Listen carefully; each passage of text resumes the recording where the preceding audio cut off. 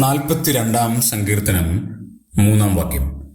നിന്റെ ദൈവം എവിടെ എന്ന് അവർ നിന്നോട് നിത്യം പറയുന്നതുകൊണ്ട് എന്റെ കണ്ണുനീർ രാവും പകലും എന്റെ ആഹാരമായി തീർന്നിരിക്കുന്നു. ചില ആളുകളുടെ ജീവചരിത്രം ഇങ്ങനെയാണ്. കണ്ണുനീർ രാവും പകലും ആഹാരമായി തീരും.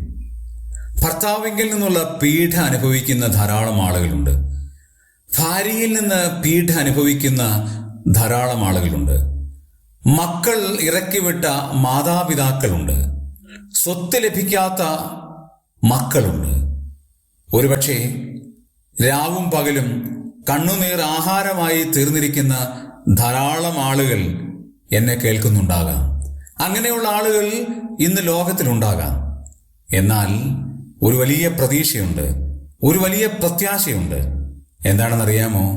സ്വർഗത്തിലെ ദൈവം എവിടെയാണ് എന്ന് ചോദിക്കുന്നവർക്ക് കൊടുക്കേണ്ട ഏറ്റവും വലിയ മറുപടി എന്ന് പറയുന്നത്, ഉത്സവം ആചരിക്കുന്ന പുരുഷാരത്തിന്റെ സന്തോഷവും സ്തോത്രവുമായ സ്വരത്തോടെ ഞാൻ സമൂഹമധ്യേ ദേവാലയത്തിലേക്ക് ചെന്നതോർത്ത് എൻ്റെ ഉള്ളം എന്നിൽ പകരുകയാണ്.